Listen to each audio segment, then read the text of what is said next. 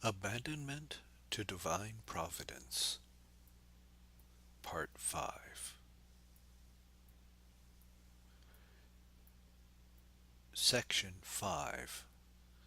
The Life of Faith. The fruit of these trials.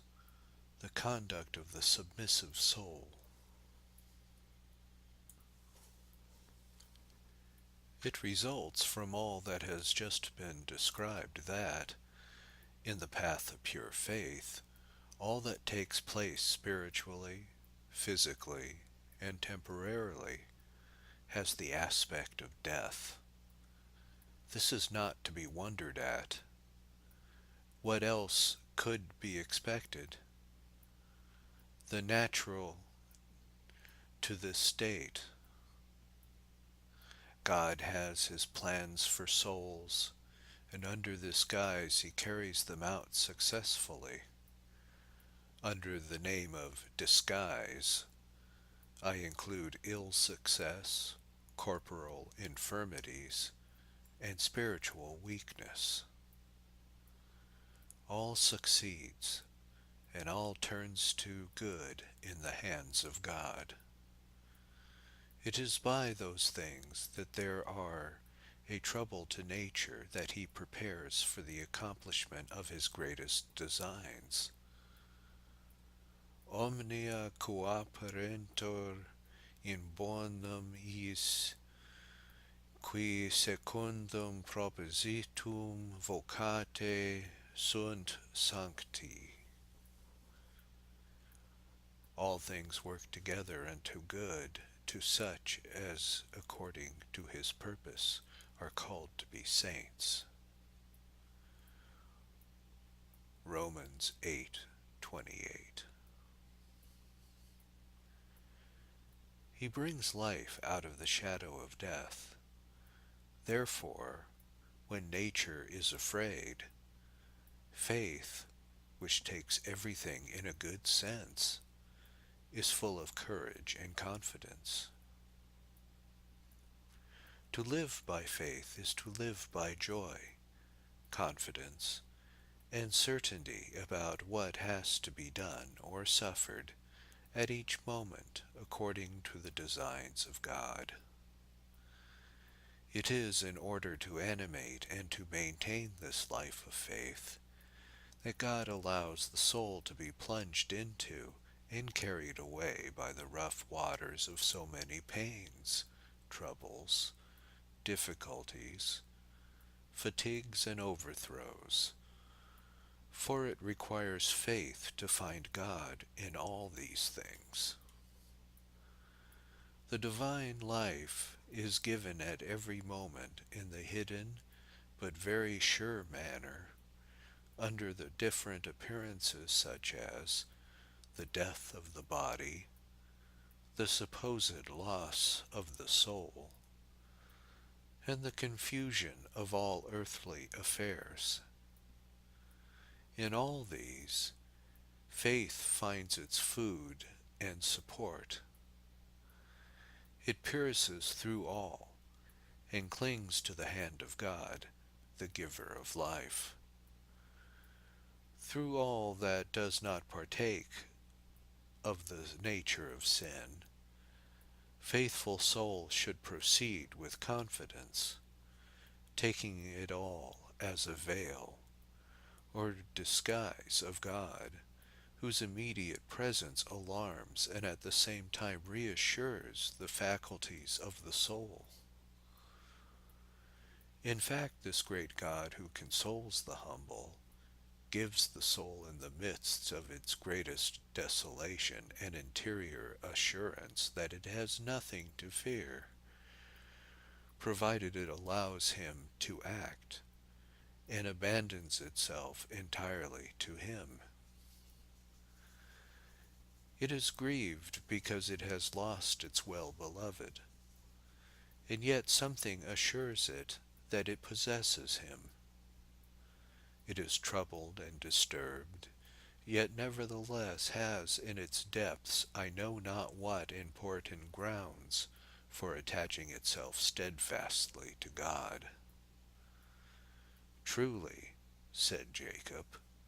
God is in this place, and I knew it not. Genesis 28:16. You see God, and he is everywhere, and everything proclaims him. Everything gives him to you. He walks by your side, is around you and within you. There he lives, and yet you seek him. You seek your own idea of God, all the while you possess him substantially. You seek perfection, and it is in everything that presents itself to you. Your sufferings, your actions, your attentions are the species under which God gives himself to you, while you are vainly striving after sublime ideas which he by no means assumes in order to dwell in you.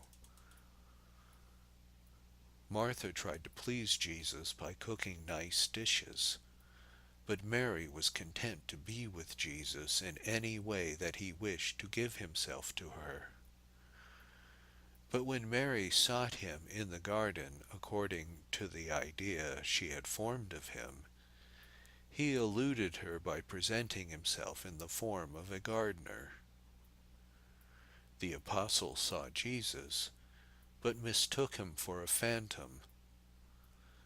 God disguises himself, therefore, to raise the soul to the state of pure faith, to teach it to find him under every kind of appearance. For, when it had been discovered, this secret of God, it is in vain for him to disguise himself. It says, he is there, behind the wall. He is looking through the lattice, looking from the windows. Canticle 2:9. Oh, divine love, hide yourself, proceed from one trial to another, bind by attractions, blend, confuse, and break like threads all the ideas and methods of my soul. May it stray hither and thither for want of light, and be unable to see or understand in what path it should walk. Formerly it found you dwelling in your ordinary guise, in the peaceful repose of solitude and prayer, or in suffering, even in the consolations you give to others, in the course of conversation, or in business. But now, after having tried every method known to please you, it has to stand aside, not seeing you in any of these things as in former times. May the uselessness of its efforts seek to teach you henceforth in yourself, which mean to seek you everywhere, in all things, without distinction and without reflection. For, O divine love, what a mistake it is not to find you in all that is good and in every creature. Why then seek you in any other way than that which you desire to give yourself? Why, divine love, seek you under any other species than those which you have chosen for your sacrament? The less there is to be seen or felt, so much more scope for faith and obedience. Do you not give fecundity to the root hidden underground? And can you not, if you so will, make this darkness in which you are pleased to keep me fruitful? Live then, little root of my heart, in the deep, invisible heart of God, and by its power send forth branches, leaves, flowers, and fruits, which, although invisible to yourself, are a pure joy and nourishment to others. Without consulting your own taste, give of your own shade, flowers, and fruit to others. May all that is grafted on you receive that indeterminate sap, which will be known only by the growth and appearance of those same grafts. Become all to all, but as to yourself remain abandoned and indifferent. Remain in the dark and narrow prison of your miserable cocoon, little worm, until the warmth of grace forms you and sets you free. Then feed upon whatever leaves it offers you. Do not regret, in the activity of abandonment, the peace you have lost. Stop directing the divine action would have you stop and be content to lose in the alternations of repose and activity, incomprehensible changes, all your old formulas, methods, and ways, to take upon you those designed for you by the divine action. Thus you will spin your silk in secret, doing what you can neither see nor feel. You will condemn in yourself a secret envy of your companions, who are apparently dead and motionless, because they have not yet arrived at a point that you have attained. You continue to admire them, although you have surpassed them. May your affliction and your abandonment continue while you spin a silk in which the princes of the church and of the world and all sorts of souls will glory to be attired. After that, what will become of you, little worm? By that outlet will you come forth? Oh, marvel of grace, by which souls are molded in so many different shapes. Who can guess in what direction grace will guide? And who could guess either what nature does with a silkworm if he had not seen it working? It is only necessary to provide it with leaves, and nature does the rest.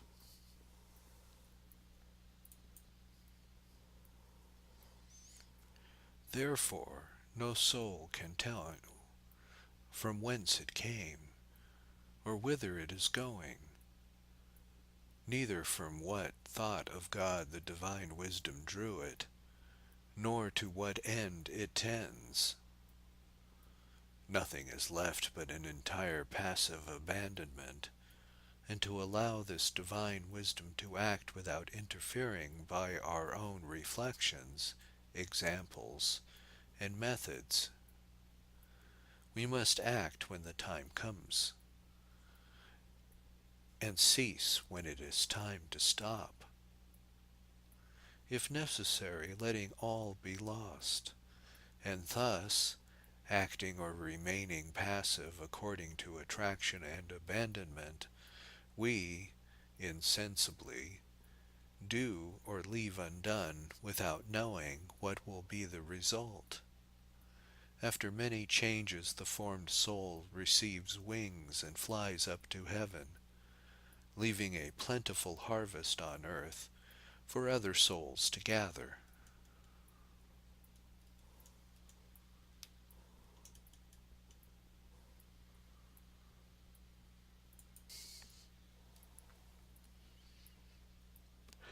Chapter 4.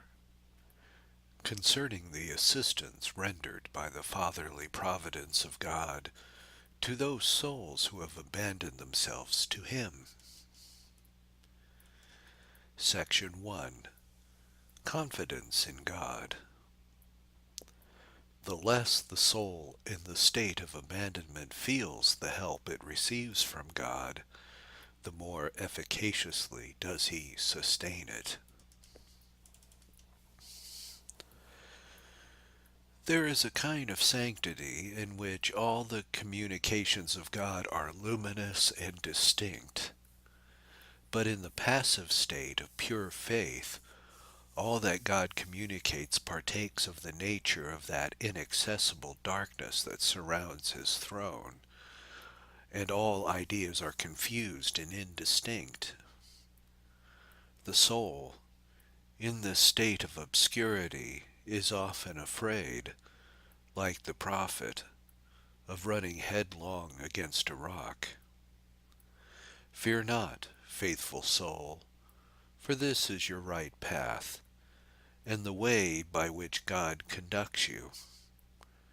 There is no way more safe and sure than this dark way of faith. But it is so dark, and I cannot tell which way to go. Go wherever you please. You cannot lose the way where there is no path, and every way looks the same in the dark. You cannot see the end because nothing is visible. But I am afraid of everything. I feel as if, at any moment, I might fall over a precipice. Everything is an affliction to me. I well know that I am acting according to abandonment. But it seems to me that there are things that I cannot do without acting contrary to virtue. I seem to be so far from the virtues. The more I wish to practice them, the more remote they seem. I love virtue, but the obscure impressions by which I am attracted seem to keep virtue far from me. I always give in to this attraction, and although I cannot perceive that it guides me well, I cannot help following it. The spirit seeks light, but the heart is in darkness. Enlightened persons, and those with lucid minds, are congenial to my spirit. But when I hear conversations and listen to discourses, my heart understands nothing. Its whole state and the way is simply an impression of the gift of faith, which makes it love and appreciate those principles, truths, and paths wherein the spirit has neither object nor idea, and in which it trembles, shudders, and falters. I have an assurance, I do not know how, in the depths of my heart, that this way is right, not by the evidence of my senses, but by a feeling inspired by faith. This is because it is impossible for God to lead a soul without persuading it that the path is a right one, and this with a certainty all the greater the less it is perceived. And this certainty is victorious over all censures, fears, efforts, and all imaginations. The mind vainly cries out and seeks something better. The bride recognizes the bridegroom consciously, but when she stretches out her hand to hold him, he disappears. She understands that the spouse to whom she belongs has rights over her, and she prefers to wander without order or method in abandoning himself to his guidance, rather than to endeavor to gain confidence by following the beaten tracks of virtue. Let us go to God, then, my soul, in abandonment, and let us acknowledge that we are incapable of acquiring virtue by our own industry or effort. But let us not allow this absence of particular virtues to diminish our confidence. Our divine guide would not have reduced us to the necessity of walking if he had not intended to carry us in his arms. What we need have we of lights and certainties, ideas and reflections.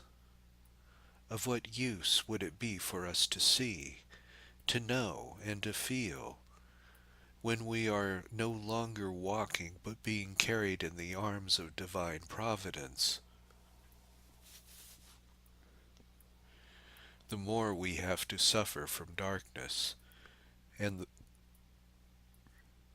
the more rocks, precipices, and deserts there are in our way, the more we have to endure from fears, dryness, weariness of mind, anguish of soul, and even despair, and the sight of purgatory and hell. The greater must be our confidence and faith. One glance at him who carries us is sufficient to restore our courage in the greatest peril. We will forget the paths and what they are like.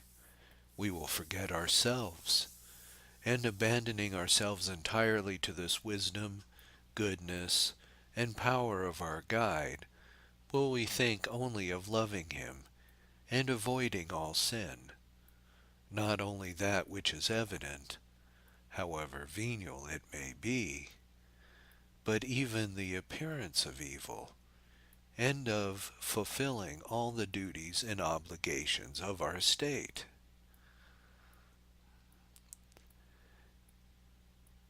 This is the only charge you lay upon your children, O divine love. All the rest you take upon yourself. The more terrible this may be, the more surely can your presence be felt and recognized. Your children have only to love you without ceasing, and to fulfill their small duties like children. A child on its mother's lap is occupied only with its games, as if it had nothing else to do but to play with its mother. The soul should soar above the clouds, and, as no one can work during the darkness of the night, it is time for repose.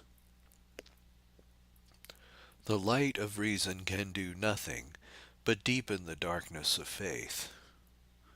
The radiance necessary to disperse it must proceed from the same source as itself.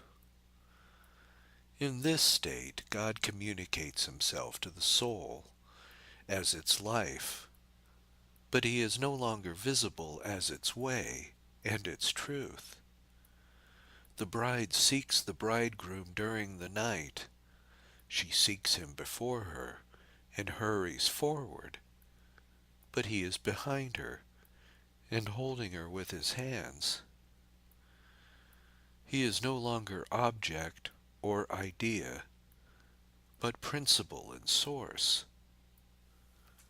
For all the needs, difficulties, troubles, falls, overthrows, persecutions, and uncertainty of souls, which have lost all confidence in themselves and their own action, there are secret and inspired resources in the divine action, marvelous and unknown. The more perplexing the circumstances, the keener is the expectation of a satisfactory solution. The heart says, "All goes well. It is God who carries on the work. There is nothing to fear." That very suspense and desolation are verses in the Canticle of Darkness. It is a joy that not a single syllable is left out, and it all ends in a gloria patri. Therefore we pursue the way of our wanderings, and darkness itself is a light for our guidance, and doubts are our best assurance. The more puzzled Isaac was to find something to sacrifice, the more completely did Abraham place all in the hands of Providence, and trust entirely in God.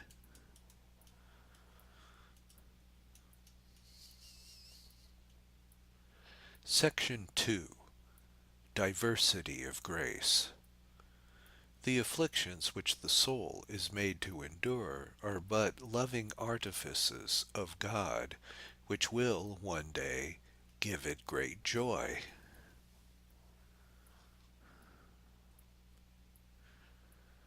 Souls that walk in light sing canticles of the light. Those that walk in darkness sing the songs of the darkness. Both must be allowed to sing to the end, the part allotted to them by God in the Great Oratorio. Nothing must be added to the score, nothing left out. Every drop of bitterness must be allowed to flow freely at whatever cost. It was thus with Jeremiah and Ezekiel, whose utterances were broken by tears and sobs, who could find no consolation except in continuing their lamentations. Had the course of their grief been interrupted, we should have lost the most beautiful passages of Scripture. The spirit that afflicts can also console. These diverse waters flow from the same source. When God appears angry, the soul trembles. When he threatens, it is terrified. The divine operation must be allowed to develop, for with the evil it carries a remedy. So continue to weep and to tremble. Let restlessness and agony invade your souls. Make no effort to free yourselves from these divine terrors, these heavenly troubles, but open your hearts to receive these little streams from the immense sea of sorrows which God bore in his inmost holy soul. Sow in sorrow for as long as grace requires, and that same grace will gradually dry your tears. Darkness will disappear before the radiance of the sun. Springtime will come with its flowers, and the result of your abandonment will be seen in the admirable diversity of the divine action. Indeed, it is quite useless for man to trouble himself. All that takes place in him is like a dream. One cloud chases another like imaginations in the brain of the sleeper, some sorrowful, others consoling. The soul is the playground of these phantoms which follow each other with great rapidity, and on awakening it feels that, in all this, there is nothing to detain it. When these impressions have passed away, it takes no notice of the joys or sorrows of dreams. O Lord, it can be truly said that you carry your children in your arms during this long night of faith, and that you are pleased to allow an infinite variety of thoughts to pass through their minds, thoughts holy and mysterious. In the state in which these dreams of the night place them, they indeed experience the utmost torment of fear, anguish, and weariness. But on the bright day of eternal glory, these will give place to a true and solid joy. It is at the moment of and just after the awakening, that holy souls, returning to themselves, and with full right to judge, can never tire of admiring and praising the tact, the inventions and refinements of loving deception practiced by the divine spouse. They understand how impenetrable are his ways, how impossible it is to guess his enigmas, to find out his disguises, or to receive consolation when it is his will to spread terror and alarm. At this awakening, those who, like Jeremiah and David, had been inconsolable in their grief, will see that in their desolation they have been a subject of joy to the angels and of glory to God. The bride sleeps through the bustle of industries and of human actions, and in spite of the sneers of skeptics. In her sleep she will sigh and tremble. In her dreams she will pursue and seek her spouse, who disguises himself to deceive her.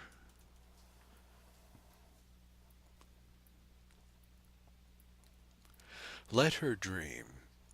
Her fears are only born of the night and of sleep.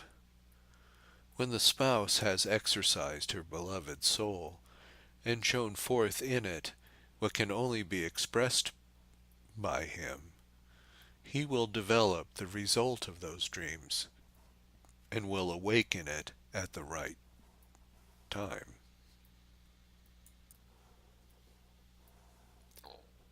Joseph caused Benjamin to weep, and his servants kept his secret from his beloved brother. Joseph deceived him, and not at all his penetration and wit could fathom this deception. Benjamin and his brothers were plunged in unspeakable sorrow, but Joseph was only playing a trick on them, although the poor brothers could see nothing but an evil without a remedy. When he reveals himself and puts everything right, they admire his wisdom in making them think that all is lost, and to cause them to despair about that which turns out to be a subject of the greatest joy they have ever experienced.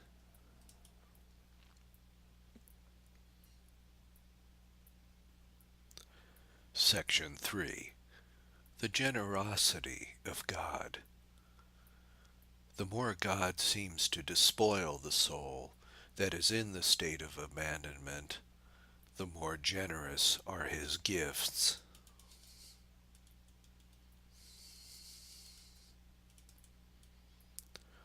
Let us continue to advance in the knowledge of the divine action and of its loving deceptions.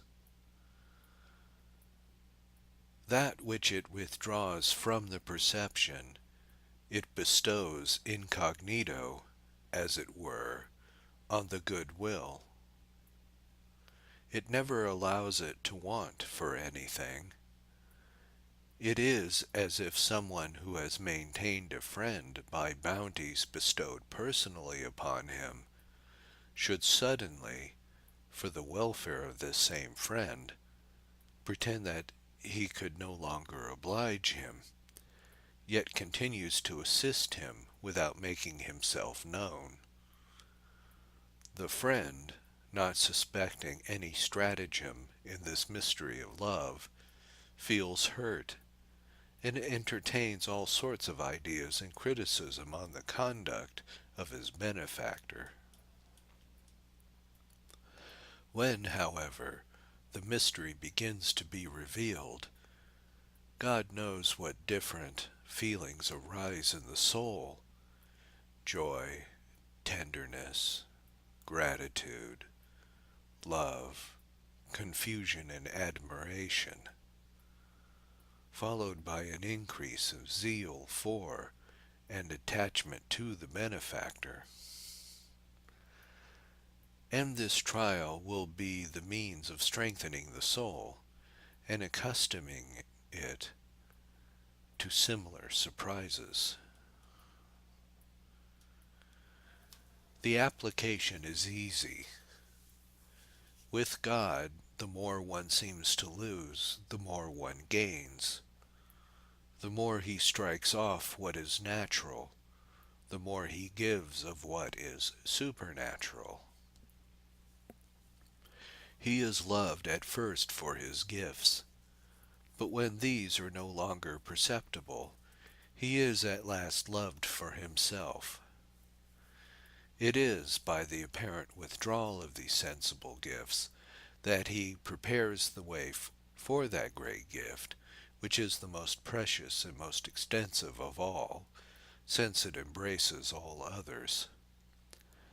Souls which have once for all submitted themselves to the divine action ought to interpret everything favorably. Yes, everything, even the loss of the most excellent directors, and the want of confidence they cannot help feeling in those who offer themselves for that post.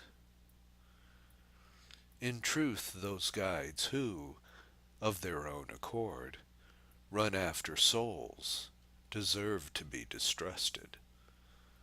Those who are truly inspired by the Spirit of God do not, as a rule, show so much eagerness and self-sufficiency. They do not come forward until they are appealed to, and even then they proceed with caution. May the soul that has given itself entirely to God, without fear, through all these trials without losing its balance, provided it is faithful to the divine action, this all-powerful action can produce marvels in it, in spite of every obstacle. God and the soul work in common, and the success of the work depends entirely on the divine workman, and can only be spoiled if the soul prove unfaithful. When the soul is well, all is well, because what is from God, that is to say, his part and his action are, as it were, the counterpoise of fidelity of the soul. It is the best part of the work, which is done something like beautiful tapestry, stitch by stitch from the wrong side. The worker employed on it sees only the stitch he is making, and the needle with which he makes it, while all the stitches combined form magnificent figures, which do not show until, every part being complete, the right side is turned outwards. All the beauty and perfection of this work remain in obscurity during its progress. It is the same with the soul that has abandoned itself to God. It has eyes only for him and for its duty. The performance of this duty is, at each moment, but an imperceptible stitch added to the work. And yet these stitches God performs wonders of when he sometimes allows a glimpse to be seen, but which will not be visible in their entirety till revealed on the great day of eternity. How full of goodness and wisdom is the guidance of God! He has so entirely kept for his own grace and his own action all that is admirable, great, exalted, and sublime, and so completely left to our souls, with the aid of grace, all that is little, light, and easy, that there is no one in the world who cannot easily reach a most eminent degree of perfection in accomplishing lovingly the most ordinary and obscure duties.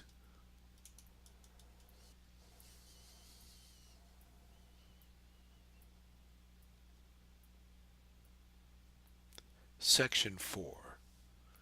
The most ordinary things are channels of grace. In the state of abandonment, God guides the soul more safely, the more completely he seems to blind it.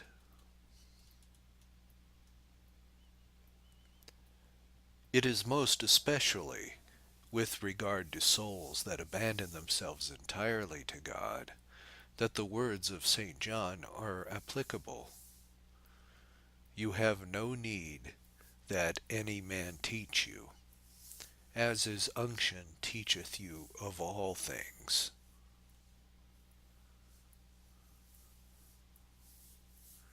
To know what God demands of them, they need only probe in their hearts and listen to the inspirations of this unction, which interpret the will of God according to circumstances.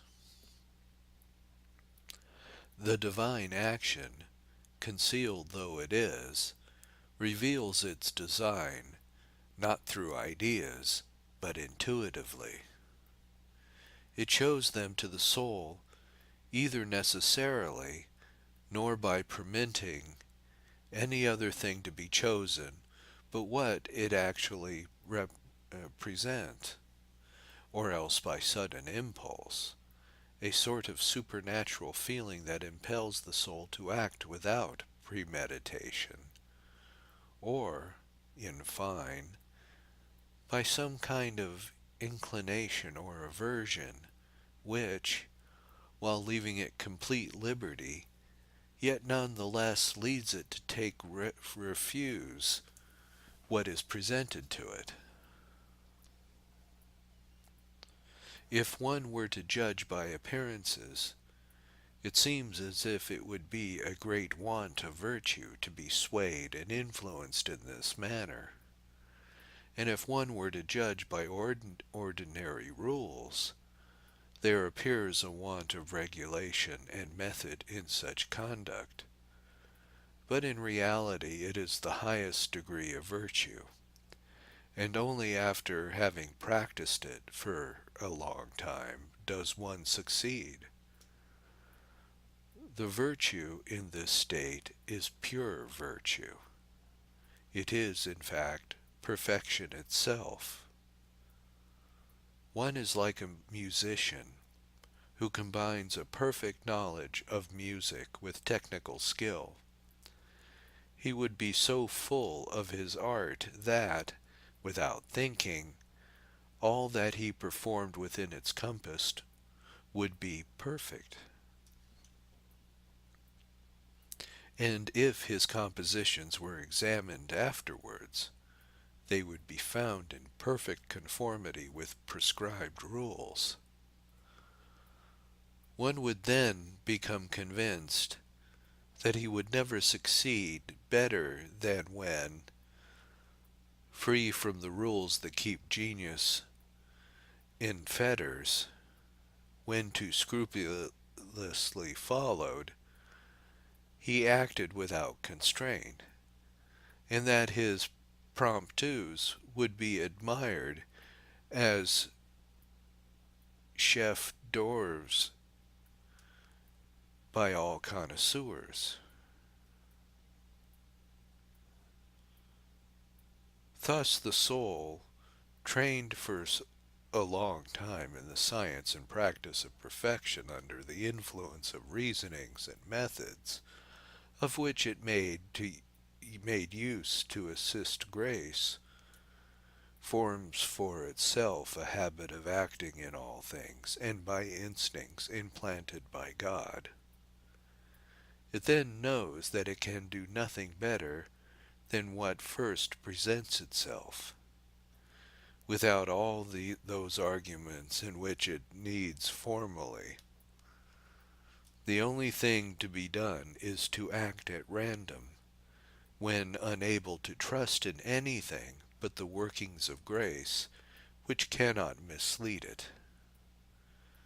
The effect of grace, visible to watchful eyes and intelligent minds, are nothing short of marvelous.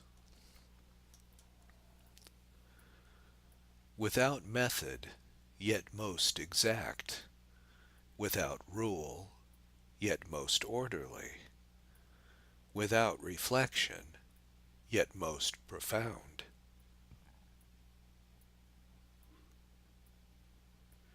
without skill, yet thoroughly well constructed, without effort, yet everything accomplished, and without foresight, yet nothing better suited to unexpected events.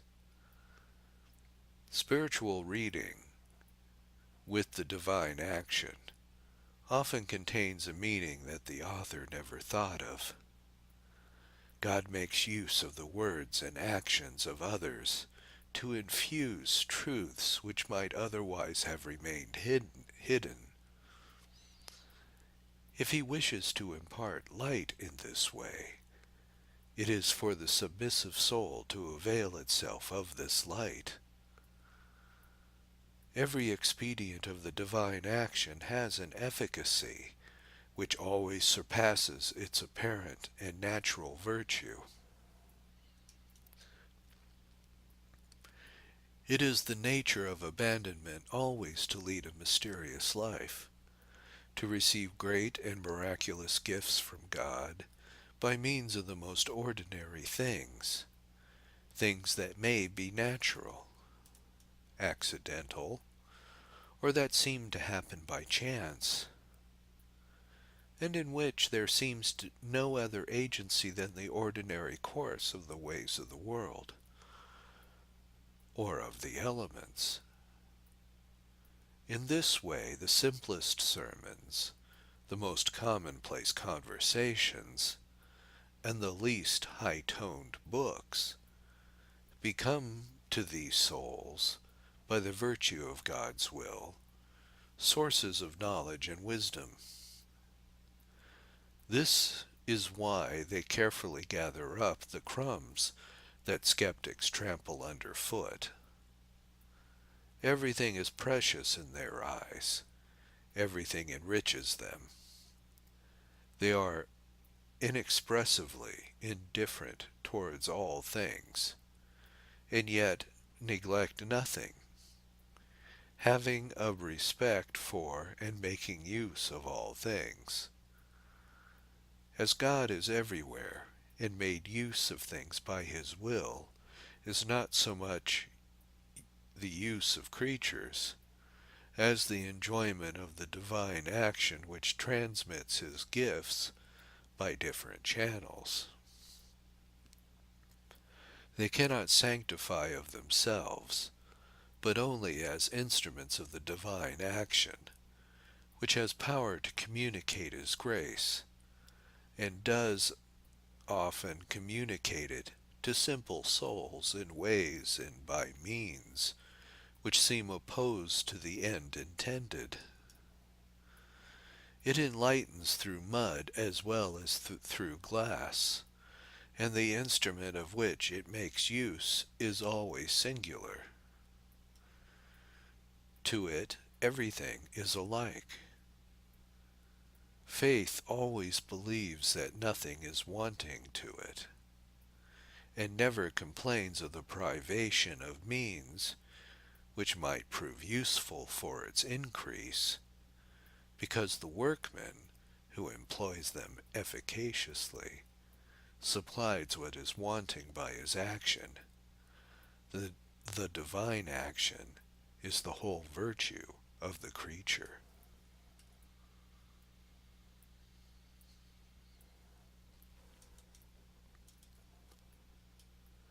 Section 5.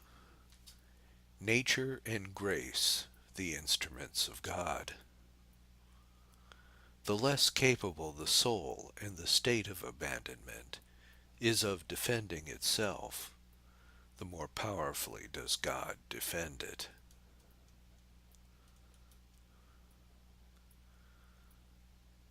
The one and infallible influence of the divine action is invariably applied to the submissive soul at an opportune moment, and this soul corresponds in everything to its interior direction. It is pleased with everything that has taken place, with everything that is happening, and with all that affects it, with the exception of sin. Sometimes the soul acts with full consciousness, sometimes unknowingly, being led only by obscure instincts to say, to do, or to leave certain things, without being able to give good reason for its action.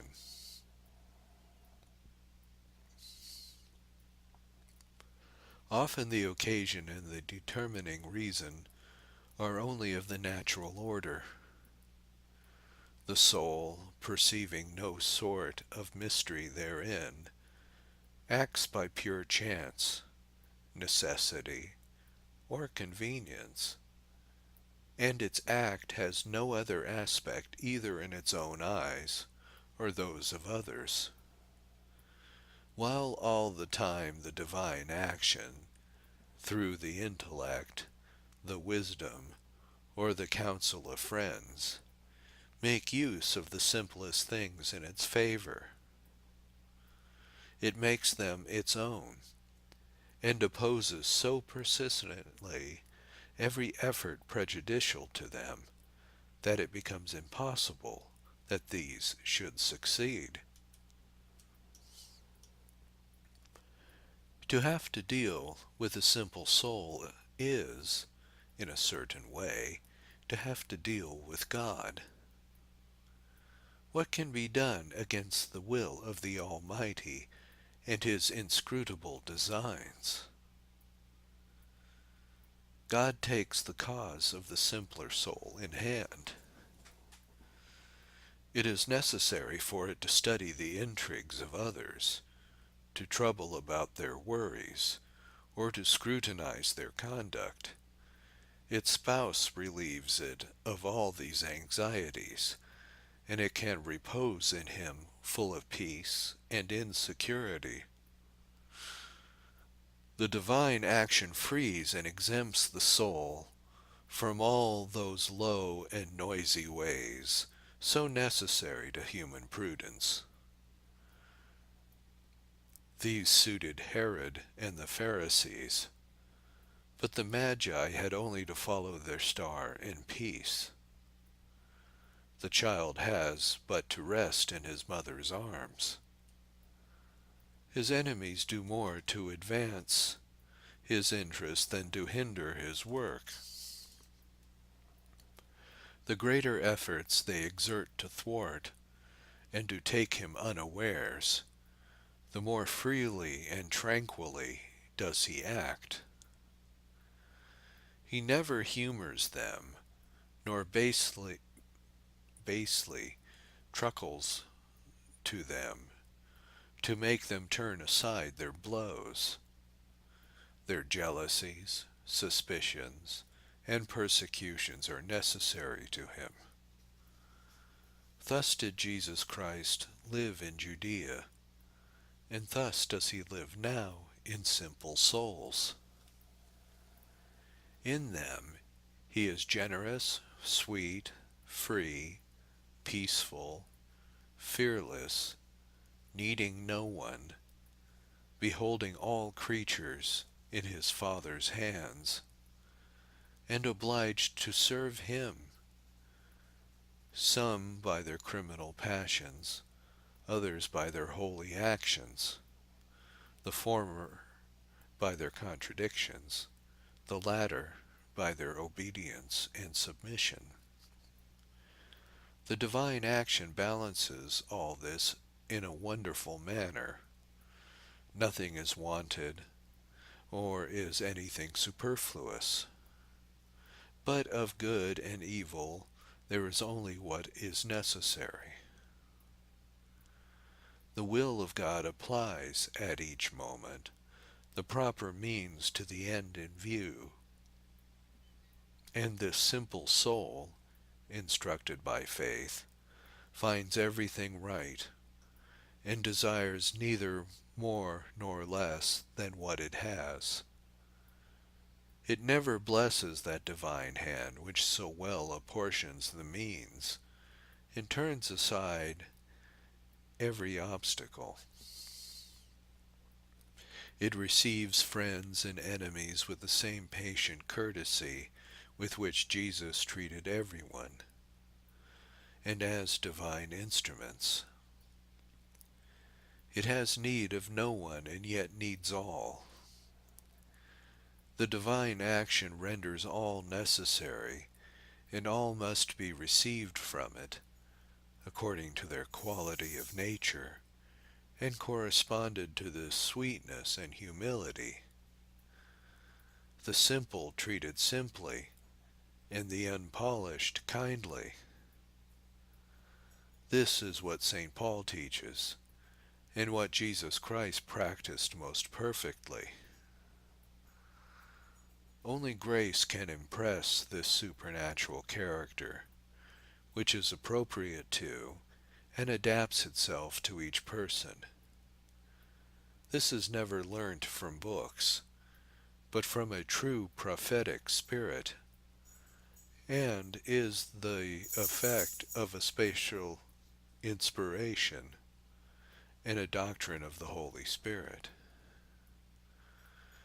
To understand it, one must be in the highest state of self-abandonment, the most perfect freedom from all design, and from all interests, however holy. One must have in view the only serious business in the world, that of following submissively the divine action. To do this, one must apply oneself to the fulfilling of the obligation of one's state, and allow the Holy Spirit to act interiorly, without trying to understand his operations, but even being pleased to be kept in ignorance about them. Then one is safe, for all that happens in the world can work nothing but good for souls perfectly submissive to the will of God.